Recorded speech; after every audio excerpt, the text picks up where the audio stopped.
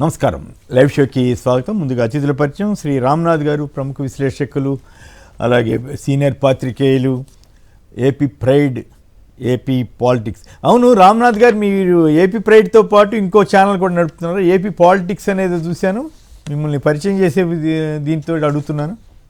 రామ్నాథ్ గారు AP pride, AP pride, okay, AP pride channel, AP pride channel ద్వారా మీరు చాలా ప్రసిద్ధిగాంచారు.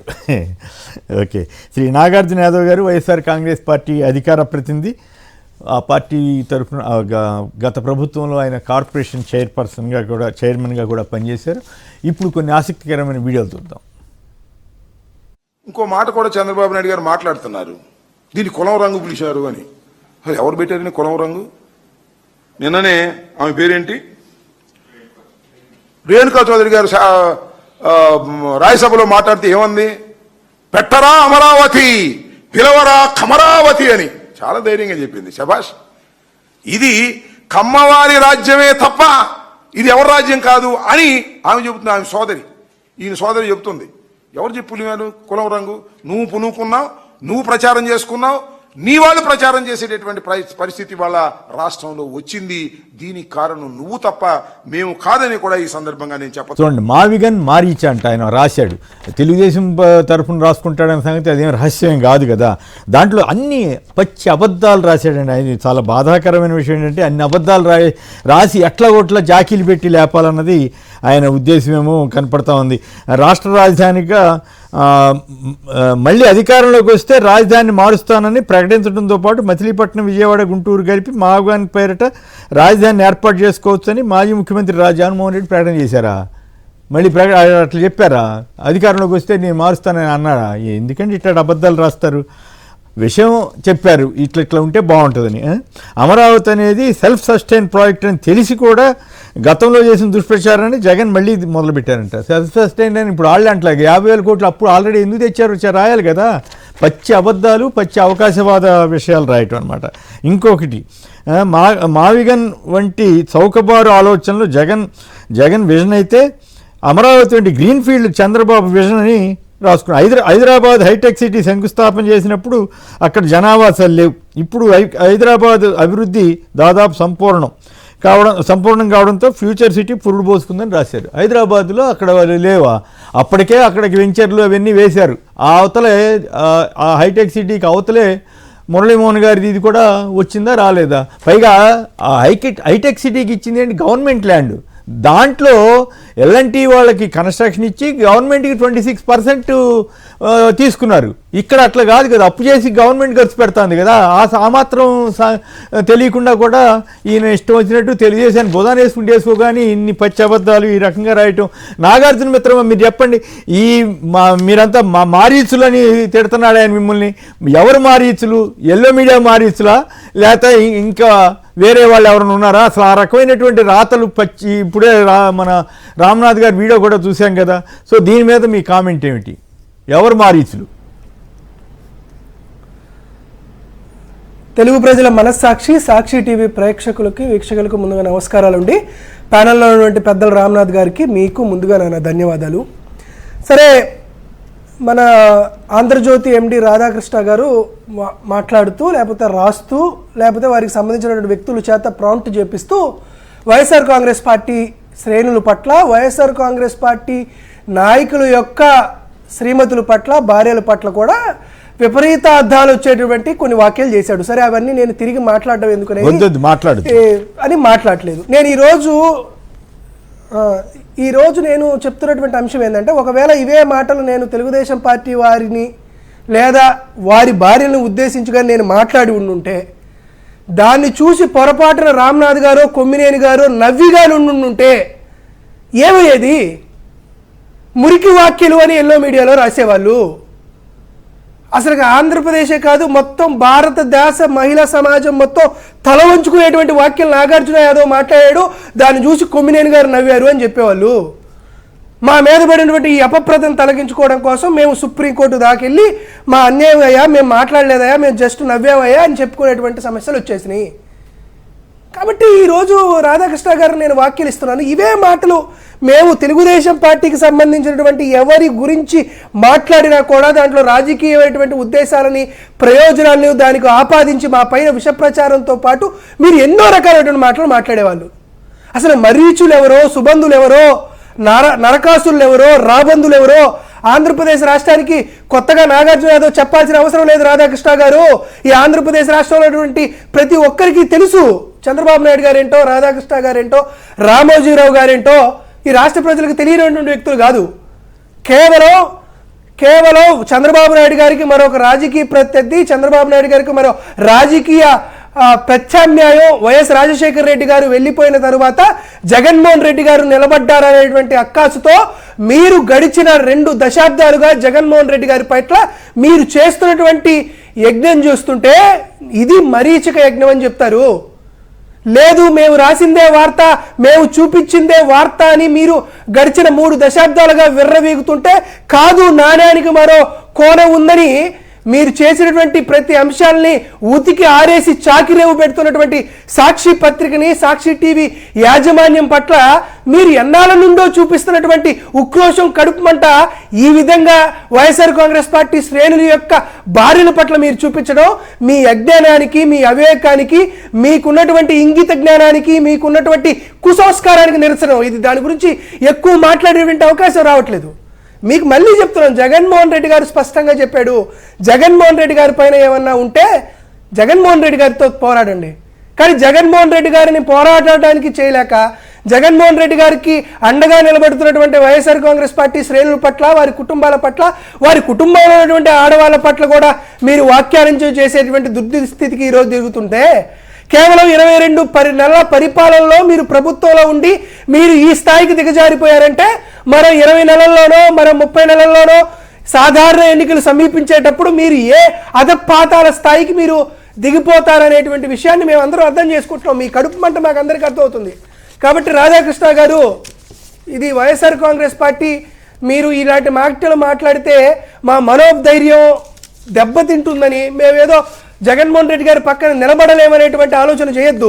మీరు ఎన్ని మాటలు మాట్లాడినా కూడా మేము జగన్మోహన్ రెడ్డి గారి పట్ల మాకున్నటువంటి అభిమానం పెరుగుతూనే ఉంటుంది. ఇంకా జగన్మోహన్ రెడ్డి గారిని ముఖ్యమంత్రి చేసుకోవాలనేటువంటి నిబద్ధత మాలో పెరుగుతుంది. కాబట్టి రాధాకృష్ణ గారు, మీరు మొదలు పెట్టారు యుద్ధం, మీరు మొదలు పెట్టేటువంటి యుద్ధాన్ని పూర్తి చేసేటువంటి బాధ్యతలు వైఎస్ఆర్ కాంగ్రెస్ పార్టీ శ్రేణులు తీసుకుంటారని మరొకసారి తెలియజేస్తూ, నీ మాటలను మేము వెనక్కి తీసుకోవని కూడా మాట్లాడాం.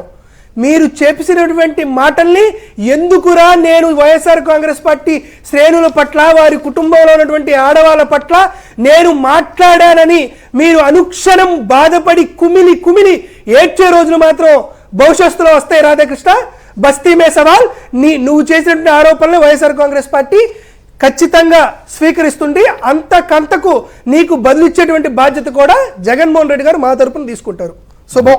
Right, okay. రామ్నాథ్ గారు చెప్పండి 2 పాయింట్లు. ఒకటి, మహిళలను ఉద్దేశించి ఆ రకమైనటువంటి నీచమైనటువంటి వ్యాఖ్యలు చేయటం కానీ ఎట్లన్నా అనండి, సంస్కారహీనం అనండి, ఆ రకంగా రాయటం ఒకటి. 2, ఆయన మారీచాని పెట్టి అన్ని అబద్ధాలు రాయటం, హైటెక్ సిటీ గురించి, హైటెక్ సిటీ గవర్నమెంట్ ల్యాండా కాదని చెప్పాలి కదా. సో ఇట్లాంటివి ఏమి చెప్పకుండా అసలు లక్షల కోట్ల అప్పులు ఎట్లా తీసుకొస్తారు, ఎట్లా కడతారు, ఇవేమీ చెప్పకుండా ఊరికే మావిగన్నంటే తిట్టుడు కార్యక్రమానికి వెళ్ళారంటే వాళ్ళది అసహనమా, లేకపోతే వాళ్ళలో అసలు చిత్తశుద్ధి కనిపిస్తుందా? ఈ మారీచులు ఎవరు? కొమ్మినేని గారు, మీకు నాగార్జున యాదవ్ గారికి నమస్కారం. తెలుగుదేశం పార్టీ వాళ్ళు తొలి నుంచి కూడా వాళ్ళు దైవగణంగా, అవతల వాళ్ళంతా రాక్షసులు, మారీచులను ప్రచారం చేయడం ఈరోజు కొత్తేం కాదు. నరేంద్ర మోడీ గారి మీద 5 ఏళ్ల క్రితం ఏమని రాశారు, నరేంద్ర మోడీ ఒక బ్రహ్మరాక్షసుడు, మామూలు రాక్షసుడు కూడా కాదు, బ్రహ్మరాక్షసుడు అన్నారు. బాలకృష్ణ గారు వేదిక మీద ఏం తిట్టారు ఆయన్ని? సోనియా గాంధీ దయ్యం అన్నారు, ఇటలీ దయ్యం అన్నారు, వస్తే కొడవలతో నరకాలన్నారు. ఆ పక్కన కేటీఆర్ గారి, కేసీఆర్ గారి కుటుంబం గురించి ఎంత దారుణంగా వీళ్ళు ప్రచారం చేశారు. అందరి వ్యక్తిత్వ హననాలే చేశారు. ఇప్పుడు జగన్మోహన్ రెడ్డి ఒకడు చాలా సుదీర్ఘ కాలం పాటు వీళ్ళకి ఎదురుగా నిలబడ్డారు కాబట్టి ఇప్పుడు ఆయన్ని మారించడం అంటున్నారు. అంటే వాళ్ళు దైవాంశ సంభూతులుగా క్లెయిమ్ చేసుకోవడం, అవతల వాళ్ళ మీద బురద జరగడం. చివరికి ఎన్టీఆర్ గారిని కూడా వదలలేదు కదా, వీళ్ళు చేశారు కదా. కాబట్టి వీళ్ళ నుంచి అంతకు మించి ఆశించడం కూడా సాధ్యం కాదు. బాధాకరమైన అంశం ఏంటంటే, రాధాకృష్ణ గారు కిరా కార్పి గారి లెవెల్కి వెళ్ళడం అన్నది మాత్రం చాలా దారుణం. రాధాకృష్ణ గారు ప్రశాంతంగా కూర్చొని వినాశకాలే విపరీత బుద్ధి అన్న దాని ప్రకారం ఏమన్నా మనకి అది అప్లై అవుతోందా, అలాంటి పరిస్థితులు రాబోతున్నాయా? అందుకే మనం ఇంతగా ఈ లెవెల్ దాటి వైసీపీకి సంబంధించిన ఆడవాళ్ళ గురించి కూడా రాసే స్థాయికి నేను వెళ్ళానా అన్నది ఒకసారి రివ్యూ చేసుకోవాలి. గీతలో కృష్ణ పరమాత్ముడు చెప్తాడు, క్రోధం మరీ ఎక్కువైపోతే నాయన బుద్ధి ఉండదు, అన్ని పోతాయి, మనిషి అధోగతి పాలవుతాడు అని. ఆ స్థాయికి వెళ్ళారా? అంత దారుణంగా రాయాల్సిన అవసరం ఏముంది? సో రాధాకృష్ణ గారు ఒకసారి ఆలోచించుకో. రాధాకృష్ణ గారు ఇంకా చాలా రాశారు. దాంట్లో పార్లమెంట్ లో చట్ట సవరణ పెట్టినప్పుడు జగన్మోహన్ రెడ్డి మిత్రుడైన కేసీఆర్ కూడా మద్దతు ఇవ్వలేదు, వాళ్ళ ఎంపీలు కూడా అని రాశారు. ఒకవేళ మద్దతు ఇచ్చి ఉంటే రాధాకృష్ణ గారు చూసారా, ఆంధ్రప్రదేశ్ లో యజ్ఞం జరుగుతా అంటే రాక్షసులు సరిపోక, ఇక్కడ ఉన్న రాక్షసులు సరిపోక పక్క రాష్ట్రం నుంచి కూడా రాక్షసులను అద్దెకి తెచ్చుకొని పార్లమెంట్ లో బిల్లును వ్యతిరేకించారని రాసి ఉండేవారు. నిజంగా మారిగాన్ అనే కాన్సెప్ట్ మీద మీకు అంత అది నిజంగానే జోక్ అయితే మీరు ఎందుకు ఇంత కంగారు పడిపోతున్నారు? కనీసం ఒక్క నిమిషం డిబేట్ ఎందుకు దాని మీద లోతుగా పెట్టడం లేదు? కేవలం బాగా గమనించండి కొమ్మినేని గారు, కేవలం పేరు చుట్టూ మాత్రమే తిప్పుతున్నారు కానీ ఆ కాన్సెప్ట్ ఏందనే దాని మీద ఒక్క నిమిషం కూడా చర్చ నడపడం లేదు. అంటే వీళ్ళకి అర్థమైంది. విశాఖపట్నాన్ని అయితే గతంలో విశాఖపట్నం దగ్గర ఒక పెద్ద గోయి ఉంది, అక్కడ భూకంపం వస్తుంది, మునిగిపోతుంది, తీరంలో చీలికని పెద్ద వార్త పెట్టింది ఈనాడు వాళ్ళు అనుకుంటా. సముద్రంలో చీలిక ఉంది, పెద్ద గోయి ఉంది, యుద్ధాలు జరిగితే ఫస్ట్ విశాఖ మీదే బాంబులు వేస్తారు అని ఇలా రాసి విశాఖపట్నాన్ని ఎంత అల్లరిపాలు చేయాలో అంతా చేశాము. ఇంకా చాలా పబ్లిక్ కూడా ఏమనుకున్నారు, ఇంకో ఆల్టర్నేట్ లేదేమో, ఇంకా విశాఖపట్నం అయ్యేలా లేదు, ఇంకో ఆల్టర్నేట్ లేదు, లక్షల కోట్ల భారమైనా సరే అమరావతిని మనం మోయాల్సిందేమో అని రాష్ట్ర ప్రజలంతా ఒక నిరుత్సాహంగా ఉన్నప్పుడు జగన్మోహన్ రెడ్డి గారు ఏమి లేదు, ఆ పక్కనే సిఆర్డిఏ పరిధిలోనే ఈ కాన్సెప్ట్ ఉంది, విజయవాడ మచిలీపట్నం గుంటూరు మధ్య పెట్టుకోవచ్చు అని చెప్పిన తర్వాత వీళ్ళకు దిక్కు తెలియడం లేదు. విశాఖపట్నం మీద అయితే అలా ప్రచారం చేశాం, గోయి ఉంది, భూకంపం వస్తుంది, మునిగిపోతుందని. ఇప్పుడు గుంటూరు విజయవాడ మీద అలాంటి ప్రచారం చేసే పరిస్థితి లేదు. అసలు జనాభా ఉండాలి కదా. ఇప్పుడు అమరావతికి జనాభా నుంచి ఎక్కడి నుంచి తరలిస్తారు? గుంటూరు విజయవాడని ఖాళీ చేయిస్తారా? లేదు కదా. పెమ్మసాని గారే చెప్తున్నారు, మీరు ఎవరన్నా వచ్చి ఒక పెద్ద 5 స్టార్ హోటల్ కట్టాలి అనుకుంటే ఈ అమరావతిలో ఏదో వెంటనే ఒక సంవత్సరంలో ఏడాదిలో మీ వ్యాపారం నడుస్తుందని అనుకోద్దండి, కనీసం 10 ఏళ్ళు అంటున్నారు. 10 ఏళ్ళు ఎదురు చూసే వాళ్ళ విధంగా ఎవరైనా వచ్చి అక్కడ పెట్టుబడులు పెడతారా? పక్కనే అన్ని అవకాశాలు ఉన్నప్పుడు. అంటే ఇది ఒక కాన్సెప్ట్ అంతా ఒక ఊబిలోనికి దింపారు. జగన్మోహన్ రెడ్డి ఇచ్చిన ఐడియా అన్నది ఇది ఊబి నుంచి రాష్ట్రాన్ని బయటపడేసేలాగా ఉందని ప్రజలంతా ఎదురు చూస్తూ ఉంటే దీని మీద విపరీతమైన ప్రాపగాండా చేస్తున్నారు. వీళ్ళంతా ఒకే లైన్ మీద ఉన్నారు. బాగా గమనిస్తే కొమ్మినేని గారు, తెలుగుదేశం పార్టీ నాయకులు ఏ నాయకుడు ప్రెస్ మీట్ పెట్టినా, తెలుగుదేశం పార్టీ టీవీ ఛానల్ డిబేట్లు పెట్టినా ఒకటే లైన్, మావిగాన్ కాన్సెప్ట్ అనేది ఒక కామెడీ, ఒక జోకు అన్నట్టుగా చేస్తూ ఉన్నారు. చివరికి ఎంతవరకు వెళ్ళిపోయారు వీళ్ళంటే మనకి తెలిసే ఉంటుంది. మాడుగుసి శ్రీధర్ గారు ఒక ఆర్టికల్ రాశారు. ఆయన ఆర్టికల్ రాసిన తర్వాత సోషల్ మీడియాలో తెలుగుదేశం పార్టీ వాళ్ళు పచ్చి బూతులు తిడుతున్నారు. ఆయన ఎందుకు ఇంత స్థాయిలో రియాక్ట్ అవుతున్నారు వాళ్ళు అంటే, మనము ఒక వాతావరణం సృష్టించాం, ఎవరైనా సరే మావిగన్ కాన్సెప్ట్ ను సమర్థిస్తే వాళ్ళంతా జోకర్లు, జ్ఞానం లేని వాళ్ళు, అజ్ఞానులు. అమరావతిని సమర్థించే వాళ్ళే 2 లక్షల కోట్లు పెట్టైనా సరే ఆ 29 గ్రామాలు అభివృద్ధి చేయాలని చెప్పే వాళ్ళే మేధావులని మనం ఒక వాతావరణం సృష్టిస్తూ ఉంటే, ఇప్పుడు మేధావి అయినా, న్యాయ నిపుణుడైనా, ప్రొఫెసర్ అయినా మాడుగుసి శ్రీధర్ లాంటి వాళ్ళు ఒక ఆర్టికల్ రాసి మావిగన్ కాన్సెప్ట్ కరెక్ట్ అని చెబితే, ఇప్పటి వరకు మన ప్రచారానికి భయపడి మన ఒపీనియన్ బయట చెప్తే ఏమవుతుందో, మన ఒపీనియన్ నిజంగా కరెక్ట్ కాదేమో, మనం నిజంగా అజ్ఞానులమేమో అనుకుంటున్న వాళ్ళంతా ఎక్కడ ఓపెన్ అయ్యి ముందుకు వస్తారేమో అని చెప్పి ఆయన మీద దాడి చేశారు. ఒకే లైన్ కొమ్మినేని గారు మాడుగుసి శ్రీధర్ గారి గురించి తెలుగుదేశం పార్టీకి సంబంధించి ఒక వెబ్సైట్ రాసింది. ఎంత ఘోరంగా అంటే, నిజానికి మాడుగుసి శ్రీధర్ ఆ మధ్య తీవ్ర అనారోగ్యం పాలయ్యారు. ఆయన జ్ఞాపక శక్తి కూడా మందగించిందని సన్నిహిత వర్గాలు చెబుతున్నాయి. మరి ఇప్పుడు ఆయన పేరు వాడుకొని సాక్షి జర్నలిస్టులే కథనం రాసి అందుకు ప్రతిఫలంగా ఆయన కుటుంబానికి ఏమైనా ఇస్తున్నారేమో. ఇంతకంటే దారుణమైన వ్యాఖ్యలు ఎక్కడన్నా ఉంటాయి? అంటే ఆయన తన అభిప్రాయాన్ని వెల్లడిస్తే చెప్పారు, ఆయన కొన్ని మాటలు చెప్పాడు. ఆయన సూటిగా ఏం గాలికి రాయలేదు. మీరు పార్లమెంట్ లో బిల్లు పెడతామంటున్నారు కదా, పెట్టారు కదా, అదే శాసన వ్యవస్థలో భాగమైన శాసన మండలిలో మీరు ఈ తీర్మానం ఎందుకు పెట్టలేదు అని ప్రశ్నించారు. లక్షల కోట్లు కావాలి, ఎక్కడి నుండి తెస్తారు? అదే జగన్మోహన్ రెడ్డి చెప్పినట్టు ఆ 110 కిలోమీటర్ల కారిడార్లు అభివృద్ధి చేసుకుంటే చాలా ఈజీగా అయిపోతుంది అని ఇలాంటి కొన్ని సలహాలు ఇస్తే ఆయన మీద, ఆయన వ్యక్తిత్వం మీద, చివరకు కుటుంబ సభ్యుల మీద కూడా, వాళ్ళ కుటుంబ సభ్యులు కూడా, అంటే ఈయనకు మతి స్థిమితం కోల్పోయారట, సరే మా ఆయన పేరు మీద రాసేసుకోండి మీరు ఆర్టికల్స్, మాకు డబ్బులు ఇవ్వండి అన్నట్టుగా వాళ్ళ కుటుంబ సభ్యులు కూడా అమ్ముడుపోయారనే విధంగా ఆర్టికల్స్ రాస్తూ ఉన్నారంటే ఎందుకు ఈ స్థాయిలో దిగారిపోయారు? అంటే అందరూ కూడా ఒక భిన్నాభిప్రాయం అనేది ఉండకూడదా? అంటే చంద్రబాబు నాయుడు గారు ఏం చెప్పినా అది కరెక్ట్ అనాలనా?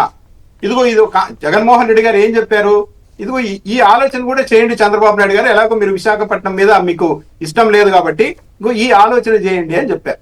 దాన్ని స్వీకరిస్తున్నామనో లేదని చెప్పాలి కానీ ఆ మాట మాట్లాడిన వాళ్ళందరి మీద కూడా ఈ స్థాయిలో అటాక్ చేస్తున్నారంటే మావిగన్ అనే కాన్సెప్ట్ లో లోపం ఉందా మంచి ఉందా అన్నది తెలుగుదేశం పార్టీ వాళ్ళే చెప్తున్నారు పరోక్షంగా. అది నిజంగా పనికి మాలిన సబ్జెక్టు కాన్సెప్ట్ అయితే వీళ్ళు ఈ స్థాయిలో రియాక్ట్ అవ్వరు కదా, ఇళ్లలో ఆడవాళ్ళ మీద కూడా దాడి చేసే స్థాయికి వెళ్ళరు కదా. అంటే దాని ప్రభావం మీద వీళ్ళకి అర్థమవుతోంది. కానీ ఎవరు మాట్లాడకుండా చేయడం కోసం మాట్లాడిన వాళ్ళంతా అజ్ఞానులు, బుద్ధి లేని వాళ్ళు అన్నట్టుగా ఈ స్థాయిలో దాడి చేస్తున్నారు కొమ్మినేని గారు. ఇది చాలా దురదృష్టకరమైన అంశం.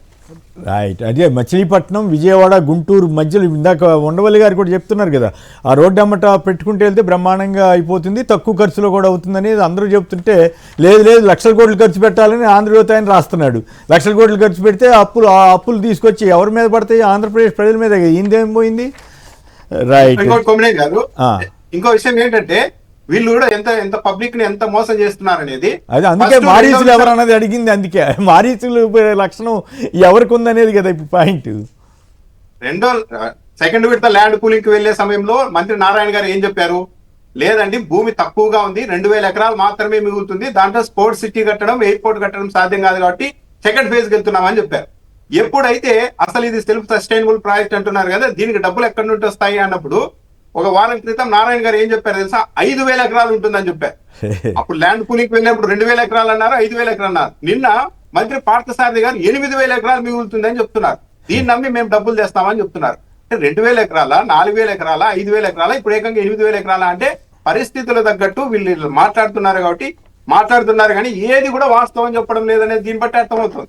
రైట్. పైగా ఆల్రెడీ ఉన్న ఎయిర్పోర్ట్ మళ్ళీ కడతారంట, ఆల్రెడీ ఉన్న రైల్వే స్టేషన్ మళ్ళీ కడతారంట, ఆల్రెడీ ఉన్న పోర్ట్ అనుకోండి, విమానాశ్రయం ఆల్రెడీ ఉంది కదా, అది మళ్ళీ కడతారంట. ఈ రకంగా ఆల్రెడీ ఉన్న సచివాలయం మళ్ళీ కడతారంట, ఆల్రెడీ ఉన్న అసెంబ్లీ భవనం మళ్ళీ కడతారంట. ఏంది కట్టుడు ఏంది ఈ గోలేంది? పైగా అక్కడ అంతా కలిపి 3000 మంది ఉండరు, 3000 మంది కోసం 50 అంతస్తుల టవర్లు కడతారా 4? ఎవరన్నా అసలు ఇక్కడ సెక్రటరియట్లో పార్లమెంట్కి కూడా కట్టలేదు, ఇక్కడ తెలంగాణ అసెంబ్లీ తెలంగాణ సెక్రటరియట్ కూడా అంత కట్టలేదు కదా, అంతా కలిపి 1000 కోట్ల లోపు అంతా అయిపోయింది.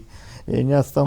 గారు ఇప్పుడు సచివాలయం ఇవన్నీ కట్టారు ఆల్రెడీ, అవేం రేకుల షెడ్లు కాదు కదా, కాంక్రీట్ తో కట్టిన బిల్డింగ్లే, అవి తాత్కాలికం అనేసి మళ్ళా కడుతున్నారంటే ఏమనాలి దీన్ని ఇంకా? రైట్. జయప్రకాష్ గారు విజయవాడ నుంచి. జయప్రకాష్ గారు నమస్కారం, సంక్షిప్తంగా మాట్లాడండి. నమస్కారం అండి. నమస్కారం. ఇప్పుడు రెడ్డబుక్ రాజ్యాంగం ప్రకారం ఇప్పుడు అంబటి రాంబాబు గారు ఏదో స్పర్ ఆఫ్ ద మూవ్మెంట్ లో చంద్రబాబు నాయుడు గారు ఏదో అంటే ఆయన క్షమాపణ చెప్పినా సరే ఆయన ఇల్లుని ధ్వంసం చేశారు. ఇప్పుడు మరి రాధాకృష్ణ గారు అన్న మాటలకి ఏం చేయాలి? ఏం చేస్తారు? గవర్నమెంట్ లో ఉన్న వాళ్ళు ఏం చేసినా, అందులో కూటమిలో ఉన్న వాళ్ళు ఏం చేసినా వాళ్ళకి ఏం అవ్వదు. ఎందుకంటే ఇంకోటి రాంబాబు గారు ఆయనంతటికి ఆయన అలా ఒక ఆవిడ ఎవరో బండబూతులు తిడతా ఎగబడితే అట్లాగే కర్రలు తీసుకుని కొట్టడానికి వస్తే చెప్తున్నా సరే ఇదన్నారు. అవును, అప్పుడు రియాక్ట్ అయ్యాడు. సరే అయినా కూడా ఆయన పెద్ద మనిషిగా స్పందించాడు, తప్పు అది అట్లా అని ఉండాల్సింది కాదన్నాడు. అయినా కూడా వీళ్ళు తీసుకెళ్లి జైల్లో పెట్టారు, 18 రోజులు ఎన్నోళ్ళు ఉంచారు. ఆయన ఇల్లు పగలు కొట్టించారు, కార్లు పగలు కొట్టించారు, అయినా కేసు కూడా లేదు. అంటే అందుకనే రెడ్ బుక్ రాజ్యాంగం అధ్వానపు అరాచక పాలన ఏపీలో సాగుతోందనటానికి. ప్రశాంత్ రెడ్డి గారి ఇష్యూ కూడా ఉంది. తర్వాత భారతి గారిని దాంట్లో మన ఉగాది రోజున ఏదో పెట్టుకుంది అని చెప్పేది అన్నాడు. మరి తిరుపతిలో పవన్ కళ్యాణ్ భార్య పక్కా క్రిస్టియన్ అయ్యింది, ఆవిడ ఇండియన్ ఆరిజిన్ కూడా కాదు, గుండు కొట్టించుకుంటే మరి దాని మీద కామెంట్ చేయలేదు ఆయన. చంద్రబాబు నాయుడు గారు ఏమంటున్నారు, ఈయనకి పత్రిక ఆయన 5 పత్రికలు ఉన్నాయని ఈజీ అది క్లియర్ గా చెప్పగానే చెప్పేశారు ఆయన రాధాకృష్ణ గారు. అంటే ఇంకే పత్రిక ఉండకూడదు, ఒక్క తెలుగుదేశానికి సంబంధించే పత్రికలే ఉండాలన్నది వాళ్ళ ఆకాంక్ష. సరే వాళ్ళు భయం చేసుకుంటే చేసుకొని ఉండి, రాధాకృష్ణ గారిని కిరణ్ గారిని వాళ్ళని భయం చేసుకుంటే చేసుకోమనండి. మధ్యలో ఈ రకంగా తిట్టడం ఎందుకు? ఆళ్ళ భార్యలను ఏళ్ళ భార్యలను తిట్టడం ఎందుకు? రైట్. కోటిరెడ్డి గారు గుంటూరు నుంచి. కోటిరెడ్డి గారు నమస్కారం, మాట్లాడి. గుడ్ మార్నింగ్ ఎవ్రీవన్ అండి. నమస్కారం. అది ఏంటంటే మావిధన్ అనేది ఒక proposal, excellent proposal sir, Jaganmohan Reddy గారి వచ్చింది. ఓకే. అదేంటంటే ఇప్పుడు చంద్రబాబు నాయుడు గారి ప్రపోజల్ అమరావతిలో ఒక 2 lakhs crores ఖర్చు పెట్టి ఎన్ని సంవత్సరాలు దశాబ్దాలు అది ఓన్లీ ఫర్ ఇన్ఫ్రాస్ట్రక్చర్ కోసమే 2 lakhs crores అనేది. కానీ ఇప్పుడు జగన్మోహన్ రెడ్డి గారు తెచ్చింది ఒక 10,000 కోట్లు 20,000 కోట్లు అయితే బ్రహ్మాండం వచ్చింది. ఏదైతే చంద్రబాబు నాయుడు గారు ఈ 2 లక్షల కోట్లు అన్నారు, అట్లా కాకుండా ఎవ్రీ ఇయర్ ఒక 10,000 crores కనుక రాష్ట్రం మొత్తం అన్ని జిల్లాలకి ఖర్చు పెడితే పాత 13 జిల్లాలకి ఒక 10 సంవత్సరాల్లో బంగారు ఆంధ్రప్రదేశ్ అయ్యా ఇప్పుడు డబ్బులు ఉండి ఖర్చు పెట్టడం కాదు కదా, అప్పులు తీసుకొచ్చి ఖర్చు పెడతా ఉంటున్నారు. అది గొప్ప విషయం అంటున్నారు. ఎవ్రీ ఇయర్ చంద్రబాబు నాయుడు లాగానే 2 లక్షల కోట్లు జగన్మోహన్ రెడ్డి గారు తీసుకొని ఎవ్రీ ఇయర్ 10 లక్షల కోట్లు కనుక మొత్తం రాష్ట్రం మొత్తం ఖర్చు పెట్టారు. ఎంటైర్ స్టేట్ మొత్తం ఇంక్లూడింగ్ అమరావతి తోటి బ్రహ్మాండంగా డెవలప్ అయింది. అదొకటి. ఇంకొక పాయింట్, ఇంకొక చిన్న పాయింట్ ఉంది. అదే నేను మన నాగార్జున యాదవ్ గారికి చెప్తున్నాను, వాళ్ళ పార్టీ వాళ్ళకి చెప్తున్నాను. ఏంటంటే ఇప్పుడు ప్రతిసారి ఏంటంటే చంద్రబాబు నాయుడు స్థాయిలాల వల్ల జగన్మోహన్ రెడ్డి గారు ఓడిపోయారు, లేకపోతే జగన్మోహన్ రెడ్డి గారు కార్యకర్తలు పట్టించుకోకుండా సరిగా ఓడిపోయారు, లేకపోతే ఈ స్కీమ్స్ ఎక్కువ పెట్టడం వల్ల ఓడిపోయారని ప్రతి ఒక్కరు అంటున్నారు, కొన్ని సందర్భంగా అంటున్నారు. అది ఎంటైర్లీ రాంగ్ సార్, అది ట్రాష్ నేను ఒప్పుకోను. ఎందుకంటే ఏదైతే ఎలక్షన్ కమిషన్ కి వీళ్ళు ఎన్నో క్వశ్చన్ వేశారు. మరి రీసెంట్ గా పరకాల ప్రభాకర్ గాని కానీ ఇంతకుముందు మన ఈ ఏది మళ్ళీ దాని మీద మనం చర్చించబోతున్నాం. కరెక్ట్ మీరు చెప్పింది. వీళ్ళు కొంత నాయకులు మీరు చెప్తున్నట్టుగానే అదే ట్రాప్ లోకి వెళ్తున్నారు. కానీ యాక్చువల్ గా ఇప్పుడు చూస్తా ఉంటే ఆశ్చర్యం వేస్తా ఉంది. ఎన్నికల సంఘం మాజీ చీఫ్ కమిషనర్ ఖురేషి గారు లాంటి వాళ్ళే చెబుతున్నారు, ఏంటి ఇంత అధ్వానంగా ఎట్లా జరిగింది, 9 గంటలు ఎట్లా పోలైంది, ఇన్ని లక్షల ఓట్లు ఏంటి అని. పరకాల ప్రభాకర్ గారు ఆల్మోస్ట్ ఒక ఫైటర్ లాగా మాట్లాడుతున్నారు. కానీ మీరు అన్నట్టు వైసీపీలో కొంతమంది నాయకులు అది జనం ఎందుకు ఓట్లేదు అనే ఫీలింగ్లో కొంత మాట్లాడుతున్నారు. ఏ గవర్నమెంట్ ఉన్నా కొంత వ్యతిరేకత ఉండొచ్చు, కానీ అసలు ఈ రకంగా జరగడానికి వెనకాల ఉన్నటువంటి కారణాల మీద మీలాంటి వాళ్ళు చెప్పడం బాగానే ఉంది మిత్రమా. ఇక 2-3 వార్తలు తెలంగాణకు సంబంధించి కూడా చూద్దాం. రాజ్యాంగం సజీవం, న్యాయ కార్యనిర్వాహక వ్యవస్థలు ఒకే లక్ష్యంతో అది సాధ్యం అంటూ ఆయన చీఫ్ జస్టిస్ గారు వ్యాఖ్యానించారు, సూర్యకాంత్ గారు. అలాగే కాంగ్రెస్ పెద్దల చెరలో 373 ఎకరాలంటూ హరీష్ రావు ఆరోపించారు. కొత్త వెలుగుల వ్యాసపురి అంటూ 225 కోట్లతో పునర్నిర్మాణం చేస్తామని నేడు భూమి పూజతోటి సీఎం రేవంత్ రెడ్డి గారు చేయబోతున్నారు. రాజగోపురం ఇది ఎంత కడతారట మన వేములవాడ దగ్గర. ఖానాపూర్లో బీజేపీ బీఆర్ఎస్ పాగా, ఇది ఒక ఇంట్రెస్టింగ్ డెవలప్మెంట్. ఒక్క ఓటుతో చేజారిన అంటే కాంగ్రెస్ నుంచి దక్కని మున్సిపాలిటీ అంటూ బీజేపీ కౌన్సిలర్ ఎలక్ట్ అవటం అనేది ఒక విశేషం. ఇక ఏపీ ఎన్నికల ఫలితాలు తీరు అత్యంత అనుమానాస్పదం. మాజీ ఎంపీ ఉండవల్లి అరుణ్ కుమార్ పరకాల ప్రభాకర్ లేవనెత్తిన విషయాలతో పూర్తిగా ఏకీపిస్తున్నాను. నిజంగా రాత్రిపూట లక్షల మంది ఓటర్లు ఓటేసి ఉంటే సీసీటీవీ ఫుటేజ్ ఎందుకు బయట పెట్టడం లేదు? అలాగే సీఈఓగా ఉన్న మీనా గారు అప్పుడు చెప్పిన విషయాలు, రాత్రి 10 అయిపోతుంది అని ముందుగా 6 గంటల టైంలో ప్రెస్తో చెప్పిన విషయం, పోలింగ్ అంతా, కానీ ఆ తర్వాత జరిగిన వైనం, వీటన్నిటి మీద సోషల్ మీడియాలో వస్తున్న వార్తలు ఇవన్నీ ఉన్నాయి. నిజంగానే మీనా గారి ప్రెస్ కాన్ఫరెన్స్ వీడియో ఇప్పుడు బయటకు వచ్చిన తర్వాత ఈ అనుమానాలు ఇంకా బలపడతా ఉన్నాయి. ఆయన ఏం చెప్పారు, 100 నుంచి 200 మంది వరకు ఉంటారేమో ఈ తర్వాత మీ ఓట్లు వేయాల్సిన వాళ్ళు అన్నారు.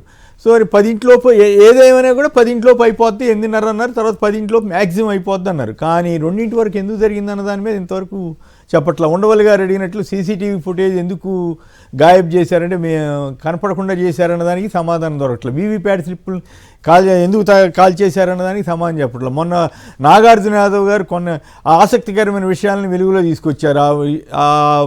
కొన్ని 3700 ఈవీఎం మిషన్లు ఎట్లా కరెక్ట్గా పలానా పూర్తయిన వారం రోజులకి ఎట్లా వచ్చినాయి, ఇవన్నీ కూడా. సో ఇవన్నీ చూసిన తర్వాత ఆయన చెప్పిన దాని ప్రకారం చూసుకున్నా 5 లక్షల ఓట్లు వేశారనుకుందాం. మరి 50 లక్షల ఓట్లు ఎట్లా పోలయ్యాయి, ఏమిటి మిస్టరీ అనేది ఇంతవరకు తేలట్లేదు. ఇందాక మిత్రుడు ఎవరో కోటిరెడ్డి గారు అన్నట్లుగా వైసీపీ వాళ్ళు కూడా జనం ఓడిచ్చారు అనేటువంటి ఫీలింగ్లో కొంతమంది నాయకులు మాట్లాడుతున్నారనేది మాట్లాడుతున్నారు. అయితే సరే, జనంలో వ్యతిరేకత గురించి పక్కన పెడితే ఈ అవకతవకల మీద కూడా వీళ్ళు కాన్సన్ట్రేట్ చేయాలనేది ఆయన ఉద్దేశం. మరి దీని మీద నాగార్జున గారు ఎట్లా స్పందిస్తారో చూద్దాం. నాగార్జున గారు చెప్పండి, 5 లక్షల ఓట్లు పోనీ ఆయన లెక్క ప్రకారమైనా పడినాయంటే అర్థం చేసుకోవచ్చు, కానీ 50 లక్షల ఓట్లు ఎట్లా ఎక్స్ట్రా పడినాయి అన్నదానికి ఏమిటి సమాధానం, ఎందుకు ఇవ్వలేకపోతుంది ఎలక్షన్ కమిషన్ కానీ? సార్, మీకు ముందుగా ఒక విషయాన్ని మీ అందరికీ తెలియజేయాలనుకుంటున్నాను సార్. ఎన్నికల ఫలితాలు విడుదలైన తర్వాత అప్పటి ముఖ్యమంత్రిగా ఉన్నటువంటి జగన్మోహన్ రెడ్డి గారు పెట్టినటువంటి ఫస్ట్ ప్రెస్ కాన్ఫరెన్స్లోనే జగన్మోహన్ రెడ్డి గారు ఎన్నికల ప్రక్రియ, ఎన్నికల ఫలితాలు చూసిన తర్వాత నాకు కాస్త అనుమానాలు ఉన్నాయి, అనుమానాలే కానీ దానికి తగినటువంటి ఆధారాలు లేవు అనేటువంటి అభిప్రాయం నాకు వ్యక్తం చేశారు. ఆ తర్వాత వైఎస్ఆర్ కాంగ్రెస్ పార్టీకి సంబంధించినటువంటి విజయనగరం కానీ, ఒంగోలు కానీ, లేకపోతే మిగతా చోట్ల మేము ఎలక్షన్ అఫిడవిట్ వేసాము, ఈవీఎంకి ఏమన్నా ఇబ్బందులు అయినాయా అనేటువంటి వాటి మీద ఎలక్షన్ అఫిడవిట్ వేసాము. దాని మీద హైకోర్టు చేసింది, కానీ ఎన్నికల కమిషన్ స్పందించాల. సో ఆ రోజు నుంచి ఈ రోజు దాకా వైఎస్ఆర్ కాంగ్రెస్ పార్టీ ఖచ్చితంగా ఈ ఎన్నికల్లో ఏదైనా ఇబ్బందులకు గురవుతుందా, లేకపోతే ఏదైనా వేరేటువంటి అంశాలు ప్రభావితం చేసా అనే దాని మీద ఖచ్చితంగా అన్ని రకాలైనటువంటి ఆధారాలు ఉండడానికి ప్రయత్నం చేస్తుంది. దాంట్లో ఏమాత్రం కూడా సందేహం లేదు. సరే, మొన్న జరిగినటువంటి అంశంలో మీ దగ్గరే ఒక చర్చ జరిగింది. ఆ చర్చలో ఏం చెప్పామంటే 21 సెప్టెంబర్ 2023 నోటిఫికేషన్ నెంబర్ 51/8178555 ప్రకారం ఆంధ్రప్రదేశ్ రాష్ట్రానికి జనసేన పార్టీతో పొత్తు పెట్టుకున్న తర్వాత M3 మోడల్ 2023 ప్రొడక్షన్ 3770 ఈవీఎం మిషన్లు ఆంధ్రప్రదేశ్ రాష్ట్రానికి అలొకేట్ చేశారు. దాని మీద మాకు సందేహాలు ఉన్నాయని మీ ముందే వ్యక్తపరిచా.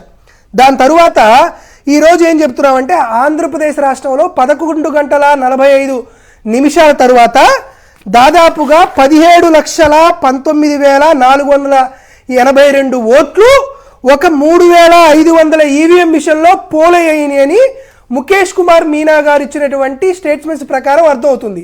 ఈరోజు మేము వెల్లుబిస్తున్నటువంటి సందేహం ఏంటంటే అడిషనల్గా మీరు 21 సెప్టెంబర్ 2023 తీసుకొచ్చినటువంటి ఈవీఎంలు 17 లక్షలకు పైగా ఏదైతే మీరు తీసుకొచ్చినటువంటి మీరు చెప్తున్నటువంటి పోలైనటువంటి ఈవీఎంలు రెండు ఒకటేనా అనేటువంటి సందేహం మాలో కలుగుతుంది. మేము వేరే సందేహాలు ఎట్లా ఎందుకు మేము ఈ సందేహాన్ని కూడా వ్యక్తపరుస్తున్నామంటే ఆంధ్రప్రదేశ్ రాష్ట్రానికి సంబంధించి 26 ఫిబ్రవరి 2026 అండి నేను చీఫ్ ఎలక్టరల్ ఆఫీసర్గా ఉన్నటువంటి ఇప్పుడు ఉన్నటువంటి వ్యక్తికి నేను ఒక ఆర్టీఐ యాక్ట్ పెట్టా. ఆ ఆర్టీఐ యాక్ట్ కాపీ ఒకటి, ఆ ఆర్టీఐ యాక్ట్కి సిఓ గారు ఇచ్చినటువంటి సమాధానం ఇంకొక వైపు ఉంది. నేను ఏమడిగా వీళ్ళు ఏ సమాధానం చెప్పారో చూస్తా. Sir, election Commission of India 5 గంటలకు 68.04% ఓట్ పోల్ అయిందన్నారు. 8 గంటలకు 68.12% ఓట్ పోల్ అయిందన్నారు. 11:45 76.5% పోల్ అయిందన్నారు.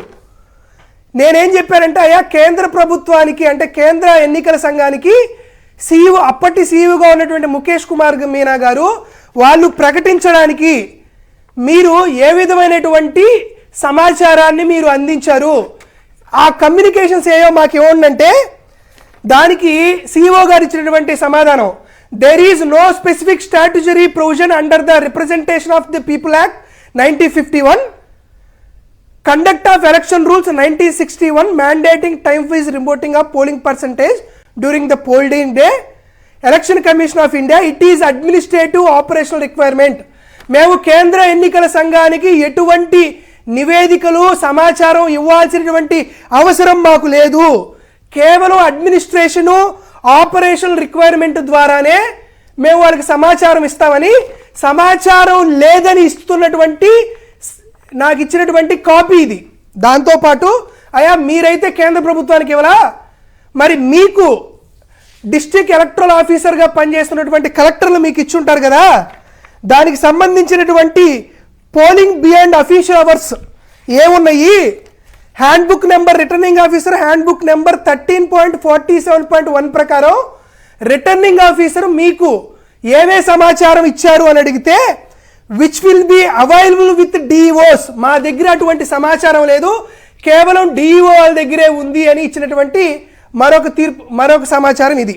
దాంతో పాటు నేనేమన్నా అంటే అయ్యా 11:45 తర్వాత ఎలక్టరల్ ఆఫీసర్ అంటే కలెక్టర్ ఉంటారు సార్. దాంతో పాటు మేము ఏమన్నామంటే కాదు సార్, టైం అయిపోయిన తర్వాత అంటే 6 గంటలు అయిపోయిన తర్వాత ఎవరైతే క్యూలో ఉంటారో వారికి స్లిప్పులు టోకెన్లు పంపిణీ చేస్తారు. ఆ టోకెన్ పంపిణీని వీడియో తీస్తారు. ఫస్ట్ ఇచ్చినటువంటి టోకెన్ నెంబర్ ఎంత, లాస్ట్ ఇచ్చినటువంటి టోకెన్ నెంబర్ ఎంత అనేది నోట్ చేసుకుంటారు. ఇవన్నీ ప్రిసైడింగ్ ఆఫీసర్ డైరీస్లో ఖచ్చితంగా రాసుకొని ఉంటుంటారు కదా. కాబట్టి మేమేం అడుగుతున్నాం అంటే మిమ్మల్ని ఆ ప్రిసైడింగ్ ఆఫీసర్ చేసినటువంటి డాక్యుమెంటరీ ప్రూఫ్ అంటే ఈసీఐ హ్యాండ్బుక్ సెక్షన్ 7.1.1 ప్రకారం ఎంతమంది ఓటర్స్ క్యూలో ఉన్నారు, లాస్ట్ ఓటర్ ఐడెంటిఫికేషన్ ఎప్పుడు జరిగింది, statement of each polling booth agents, వాటి photographs, videography logs, presiding officer diaries, మొత్తానికి సంబంధించినటువంటి అడిషనల్ రికార్డ్స్ అన్ని మాకు ఇవ్వండి అని మేము అడిగితే దానికి the information can be obtain from DOs, మా దగ్గర ఆ సమాచారం లేదు, మీరు డిఓస్ దగ్గర మాత్రమే ఆ సమాచారం ఉంది అని చెప్పారు. ఈరోజు నేను స్పష్టంగా అడుగుతున్నాను ముఖేష్ కుమార్ మీనా గారిని, ప్రిసైడింగ్ ఆఫీసర్స్ నుండి అంటే పోలింగ్ బూత్ ఆఫీసర్స్ నుంచి సమాచారం అనేది డిఓ గారి దగ్గర లేదని చెప్తున్నారు. డిఓ గారి నుండి ఆ సమాచారం సిఓ ఆఫీసర్గా ఉన్నటువంటి ముఖేష్ కుమార్ మీనా దగ్గరికి రాలేదంటున్నారు. సిఓ నుంచి ఆ సమాచారం కేంద్ర ఎన్నికల కమిషనర్ దగ్గరికి వెళ్ళలేదు అని అంటున్నారు. మరి పోలింగ్ బూత్లో ఎటువంటి సమాచారం కేంద్ర ఎన్నికల కమిషన్కి లేకపోతే మీరు ఆంధ్రప్రదేశ్ రాష్ట్రంలో 81.86% ఓటర్లు అనేది ఓటు వేశారనేది మీరు ఏ విధంగా చెప్పారు అనేది మేము అడుగుతున్న ప్రశ్న. దీని వెనకాల కుంభకోణం లేదని, కాన్స్పిరసీ లేదని, కుట్ర లేదని ఆంధ్రప్రదేశ్ రాష్ట్ర ప్రజలు ఎలా నమ్మాలి అనేది మిమ్మల్ని మేము అడుగుతున్నాం. దాంతోపాటు మరొకటి కూడా అడుగుతున్నాను సార్, చాలా సింపుల్గా అడుగుతున్నా. ఆంధ్రప్రదేశ్ రాష్ట్రానికి సంబంధించి 46,389 పోలింగ్ బూతులు ఉన్నాయి. ఈ 46,389 పోలింగ్ బూత్లో ప్రతి గంటకి 60 ఓట్లు పోలైంది. ఏది అప్ టు 6 o'clock. ఆ తర్వాత 11 గంటల 45 నిమిషాలు అర్ధరాత్రి పూట 11 గంటల 45 నిమిషాల నుండి 2 గంటల దాకా అంటే ఎర్లీ మార్నింగ్ 2 గంటల దాకా ఓటు పర్సంటేజ్ అంటే 17,19,402 ఓట్లు పోలైనవి అన్నారు. అంటే 491 ఓట్లు పోలైనవి సార్ ఈ 2 hours 15 minutes లో. 491 ఓట్లు 2 గంటల్లో పోలైనవి. కానీ యావరేజ్గా పోలైనటువంటి అంటే ఉదయం 5 గంటల నుంచి సాయంత్రం 6 గంటల దాకా పోలైంది 60 ఓట్లే పర్ అవర్. అయితే దాంతోపాటు ప్రతి ఓటు అంటే 491 ఇంటూ 2 982 ఓట్లు అంటే ఒకరు అసెంబ్లీకి వేస్తారు, ఒకరు పార్లమెంట్కి వేస్తారు. కాబట్టి 982 ఓట్లు పోల్ అయినాయి లోక్సభ పార్లమెంటు అది జరుగుతాయి. ఈరోజు మేము అడుగుతున్నాం ఏంటంటే వీళ్ళ లెక్క ప్రకారం 1 నిమిషానికి 3.6 ఓట్లు పోలైనవి అంటున్నారు. అంటే 1 ఓటు వేయడానికి 20 సెకండ్లు పడుతుంది అని చెప్తున్నారు. 20 సెకండ్లో 1 ఓటు పోల్ అవుతుందని మీరు చెబుతున్నారు అంటే దాంట్లో 14 సెకండ్లు డెడ్ టైం కనపడుతుంది. అంటే ఓటేసిన తర్వాత వీవీప్యాట్ స్లిప్లో మనకి స్లిప్ కనపడడానికి 7 సెకండ్లు పడుతుంది. 2 ఓట్లు వేస్తున్నాం కాబట్టి 14 సెకండ్లు మనకి అది డెడ్ టైం కనపడుతుంది. అంటే ఇంకొకరు ఓటేసేటువంటి పరిస్థితి లేదు. అయితే మిగతా 6 సెకండ్లో ఒకరు ఓటేయాలంట. అంటే 6 సెకండ్లో వాడు ఓటర్ లిస్ట్లో ఓటు చూసుకొని థంబ్ ఇంప్రెషన్ వేసి సంతకం పెట్టి వీరు కంట్రోల్ యూనిట్ లో దీన్ని రీసెట్ కొట్టి వారు వెళ్ళి ఓటు వేయడానికి నువ్వు 6 సెకండ్లో 17,19,482 మంది ఎందుకు ఓటు వేశారనేది మేము అడుగుతున్నటువంటి మౌలికమైనటువంటి ప్రశ్న. ఇది నాగార్జున యాదవ్కు సమాధానం చెప్పాల్సిన పని మీకు లేకపోవచ్చు, కానీ భారతదేశమే కాదు ప్రపంచంలో అత్యంత గొప్ప ప్రజాస్వామిక దేశంగా పేరొందినటువంటి భారతదేశ రాష్ట్రంలో ఇటువంటి అంశాలు ముఖేష్ కుమార్ మీనా లాంటి ఒక అసమర్థుడు సీఈఓగా ఉండడం వల్ల ఇది జరుగుతుందనే విషయంలో ముఖేష్ కుమార్ మీనా గారు దీనిపైన ఖచ్చితంగా నేను అసమర్థుడు అన్నాను సార్, అసమర్థుడు అని చెప్తున్నాను. మళ్ళీ I stand my word sir. Mukesh Kumar Meena వారు అసమర్థుడు, సరైనటువంటి ఎలక్షన్ క్యాంపెయినింగ్ చేయలేదు. కాబట్టి దీని మీద ముఖేష్ కుమార్ మీనా గారు స్పందించాలి. లేని పక్షంలో ఇప్పుడున్నటువంటి సీఈఓ గారు వివేక్ యాదవ్ గారు కానీ దానిపైన స్పందించి ప్రజాస్వామ్యంలో ఇటువంటి అనుమానాలు నివృత్తి చేయాల్సినటువంటి బాధ్యత వారి ముందుంది. కాబట్టి ఖచ్చితమైనటువంటి సమాచారం ఆంధ్రప్రదేశ్ రాష్ట్ర ప్రజలకే కాదు భారతదేశ ప్రజలందరికీ ప్రజాస్వామ్యవాదులకి తెలియజేయాలని మరొకసారి ఎన్నికల కమిషన్ ఆఫ్ ఇండియాని కానీ లేకపోతే ఇక్కడ ఉన్నటువంటి సిఇఓ గారికి కానీ వైఎస్ఆర్ కాంగ్రెస్ పార్టీ విజ్ఞప్తి చేస్తుంది. రైట్. నాగిరెడ్డి గారు YSR Congress party grievance cell ఉపాధ్యక్షులు లైన్లో ఉన్నారు. సంక్షిప్తంగా మాట్లాడండి, ఇంకా రామ్నాథ్ గారు కూడా మాట్లాడాల్సి ఉంది ఈ అంశం మీద. నాగిరెడ్డి గారు నమస్కారం, మాట్లాడండి సార్. ఇక్కడ 2024 ఎన్నికలలో కుట్ర జరిగిందనే దానికి మనకి ఎన్నో సాక్ష్యాలు ఉన్నాయి సార్. గడిచిన 2 ఏళ్లుగా దేశంలోని ఎంతో మంది మేధావులు దీని మీద పోరాటాలు కూడా చేస్తున్న సందర్భం. అవును సార్, ఇక్కడ పాయింట్ ఏంటంటే సార్, ఏదైతే 3 పాయింట్లు ఇప్పుడు దాకా మనం సోలో డిస్కస్ చేసినట్లుగా polling percentage sir first point. అర్ధరాత్రులు పోలింగ్ పర్సంటేజ్ ఏదైతే 11 గంటల 45 నిమిషాల నుంచి 2 గంటల వరకు దాదాపుగా ఒక్కొక్క పోలింగ్ బూత్ లో సుమారుగా 490 ఓట్లు పోలవటం అనేది గత ఎన్నికల్లో ఎప్పుడైనా చూసామా సార్? ఇప్పటి వరకు జరిగిన ఎన్నికల్లో రెండింటి దాకా జరిగిన పోలింగ్ లేదు కదా. అదే సార్.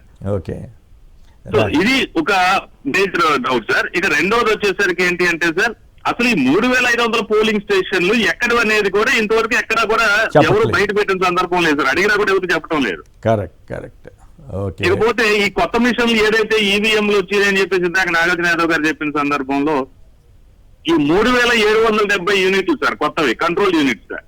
అవును. ఈ 3500 పోలింగ్ స్టేషన్స్ లో ఏదైతే అర్ధరాత్రి వరకు జరిగింది పోలింగ్, 3770 కొత్త పోలింగ్ మిషన్స్, ఈ రెండింటినీ కూడా మనకి అనుమానాలు ఇంకా ఎక్కువగా బలపరుస్తున్నాయి. ఇవే కాదు, కోర్టుకి వెళ్తే కోర్టులో కూడా సరిగా న్యాయం రాలేదనే ఒక ఫీలింగ్ రావటం, ఆ తర్వాత వాళ్ళు ఏది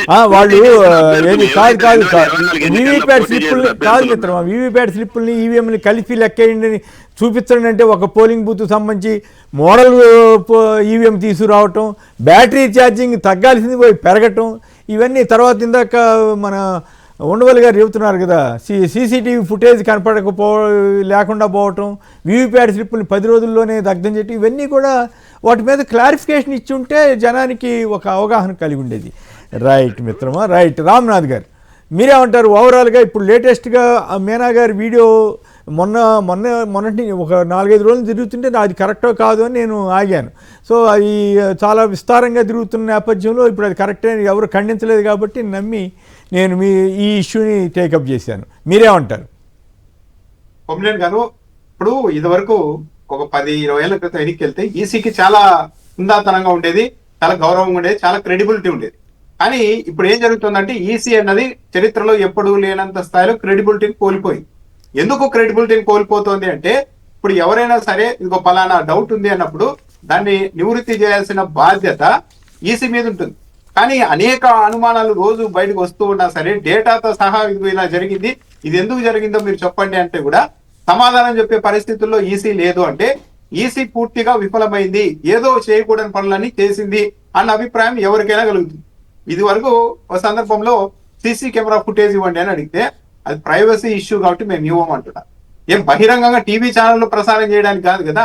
సరే మేము అలా ఇవ్వము అన్నప్పుడు మీ పార్టీల తరఫున మీకు అనుమానం ఉంటే ఒక 2 రండి మొత్తం చూసుకోండి ఇక్కడే అని చెప్పొచ్చు కదా. ఆ అవకాశం కూడా ఇవ్వడం లేదు. మీనాగానే చెప్తున్నారు 6 గంటల నుండి ఇంకో 100 మంది ఉంటారు, మహా అయితే 200 మంది ఉంటారని చెప్తున్నారు. వీళ్ళ డేటా ప్రకారమే ఇప్పుడు అర్ధరాత్రి 11:45 నుండి 2 గంటల మధ్య నిమిషానికి 3 ఓట్లు వేశారు. ఏకంగా 17 లక్షల ఓట్లకు పైగా పోల్ అయ్యాయంటే ఇది ఎక్కడ ఈసీ దీనికి కూడా సమాధానం చెప్పలేకపోతే ఇంక ఎవరు నమ్ముతారు ఈ దేశంలో? బ్యాటరీ ఛార్జ్ తగ్గాలి కానీ ఎన్ని రోజుల తర్వాత పోయి మళ్ళీ చూసినా సరే అది ఇంకా 90% ఉంది అంటే అది ఏంది? పోలింగ్ అయిపోయిన తర్వాత 60% ఉండేది, మళ్ళీ వెరిఫై చేసే టైంలో 90% వెళ్ళడం ఏంటి? అంటే ఏదో జరిగిందని ఇక్కడ చాలా క్లియర్ గా అర్థమైపోతుంది కదా ప్రతి అంశంలో కూడా. ఇప్పుడు ఇంకా నాగార్జున యాదవ్ గారు చెప్పినట్టు ఆ టైంలో కొత్త ఈవీఎంలని ఉన్న ఈవీఎంలను ఎన్నిక పంపించి మళ్ళీ కొత్తగా ఎందుకు తెచ్చారు, వాటిని ఎక్కడ వాడారు, ఎలా వాడారు అన్న దాని మీద కూడా ఈసీ నుంచి ఎలాంటి రియాక్షన్ లేదు. అంటే ఒక విధంగా ఈసీ ఈ గందరగోళాన్ని కంటిన్యూ చేయాలనుకుంటుందా? తన క్రెడిబిలిటీ పోయినా పర్లేదు, కొన్ని రాజకీయ పార్టీలు ఇట్లాగే ఏం జరిగిందో తెలియక అయోమయ పరిస్థితుల్లో కొట్టుమిట్టాడాలనుకుంటుందా? దీని వెనక అధికార పార్టీల హస్తం లేకపోతే ఈసీ ఇలా వ్యవహరిస్తుందా?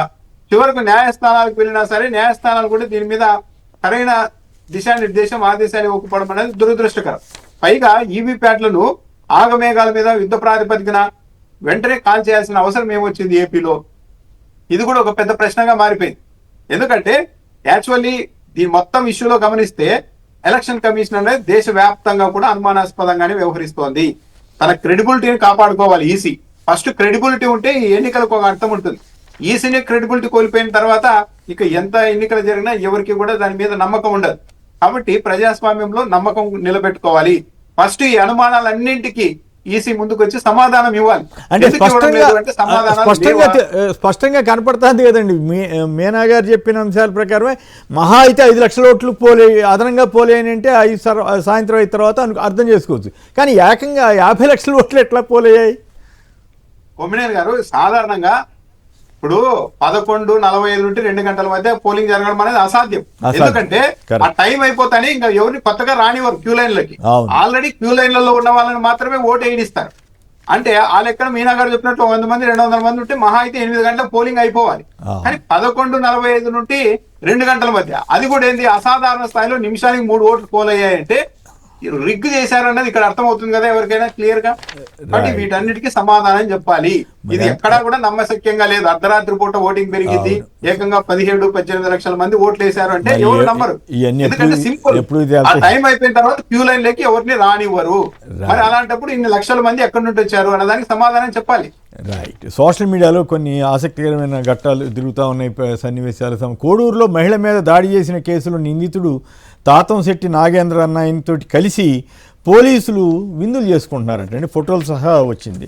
ప్రజా ఉద్యమంగా నీటి భద్రత అంటే జలవనరుల సంరక్షణకు 100 రోజుల ప్రత్యేక కార్యాచరణ అని చంద్రబాబు గారు కొత్త కార్యక్రమం చేపడుతున్నారు. బాబు ఎజెండానే జర్నలిస్టుల యూనియన్ల లక్ష్యమా అంటూ ఆంధ్రప్రదేశ్ ఎలక్ట్రానిక్ మీడియా రాష్ట్ర మాజీ అధ్యక్షుడు శ్రీనివాస్ వెన్ను వ్యాఖ్యానించారు. అలాగే కార్యవర్గ సభ్యుడు అశోక్ చాలా తీవ్రంగా మండిపడ్డారు. కొన్ని జర్నలిస్ట్ సంఘాల యూనియన్ నాయకులు రాజధాని అంశానికి సంబంధించి రాజకీయ విమర్శలు చేయటం, చంద్రబాబు గారికి భజన చేయటం కోసమే ఆ యూనియన్ ఉన్నట్టుగా పనిచేయటం, ఇవన్నీ కూడా విమర్శలకు దారితీస్తోంది. రాష్ట్ర ఆర్థిక పరిస్థితి ఆందోళనకరంగా ఉందని పయ్యావులు కేశవ్ గారు చెబుతున్నారు. అయినప్పుడు కూడా లక్షల కోట్ల అప్పు తీసుకొస్తామంటున్నారు. టీటీడీ చైర్మన్గా బీఆర్ నాయుడు అనర్హుడు, ఆయన తక్షణమే ఆ పదవిని తొలగించాలంటూ మొన్న ఈ గుళ్ళలో ప్రార్థనలు చేశారు వైసీపీ నాయకులు. రైట్. ఇంకా అనేక వార్తలు ఉన్నాయి. కానీ ఈ ఆరోగ్యశ్రీకి దినదిన గండం ఏర్పడింది. ఆశ నిరాశల మధ్య పేద రోగులు ఆందోళన చెందుతున్నారంటూ కథనాన్ని ఇచ్చారు. ఇవి ప్రధానంగా వచ్చిన వార్తలు. నాగార్జున గారు, టైం అయిపోయింది, సంక్షిప్తంగా మాట్లాడండి. మీరేదో మాట్లాడి తెలిసినట్టు.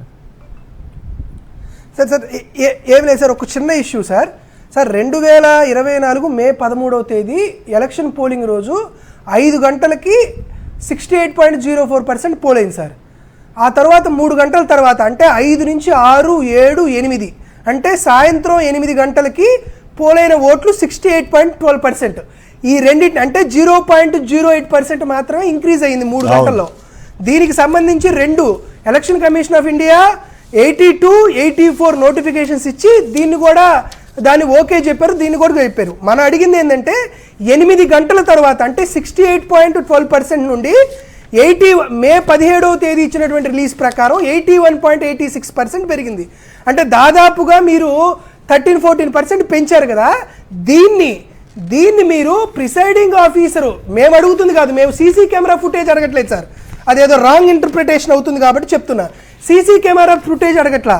Election Commission of India hand బుక్లో సెక్షన్ 7 ప్రకారం ఎవరైతే 5 గంటల తరువాత క్యూ లైన్లో ఉన్నారో వారి కంప్లైంట్స్ ప్రూఫ్ ప్రకారం వారే వీడియో ఫుటేజ్ తీయాలి. ఆ తీసినటువంటి ఫుటేజ్ ఎంతమంది ఉన్నారు ఏంటి అనే తీసిన ఫుటేజ్ని దాన్ని చూపిమని చెప్తున్నాం. మేము ఎక్కడ సీసీ కెమెరా ఫుటేజ్ చూపిమనట్లా, ఎవడెవడు ఓటేస్తున్నాడు అనేటువంటి ఫుటేజ్ చూపిమనట్లా. ఒకవేళ ముఖేష్ కుమార్ చూపించట్లేదంటేనే అనుమానం కదా, అది తప్పు చేసి ఉంటారని అర్థమవుతుంది కదా అని అన్నారు. రైట్, ఓకే, అర్థమైంది, అంతే కదా. బహుశా ఉండవల్లి గారు అడుగుతుంది కూడా ఈ కంప్లైన్సీ ప్రూఫ్ కు సంబంధించినటువంటి అంశాన్ని అడుగుంటారు. ఈ రోజు మేమేం అడుగుతున్నామంటే ఎన్నికల commission of India Mukesh Kumar Meena గారిని, లేకపోతే వైఎస్ఆర్ కాంగ్రెస్ పార్టీ తరఫున ఎవరినో ఒకరిని, తెలుగుదేశం పార్టీని, రిక్వైర్డ్ ఎవరినైనా 2-3 జర్నలిస్టుల్ని ఎక్కడైనా సరే బహిరంగ వేదిక మీద జరిగినటువంటి ఇష్యూస్ ఇవి ఇదనే దాని పట్ల మీరు ఓపెన్ డిబేట్ పెట్టండి. వైఎస్ఆర్ కాంగ్రెస్ పార్టీ తరఫున కూడా ఎవరో ఒకరు వస్తాం. పరకాల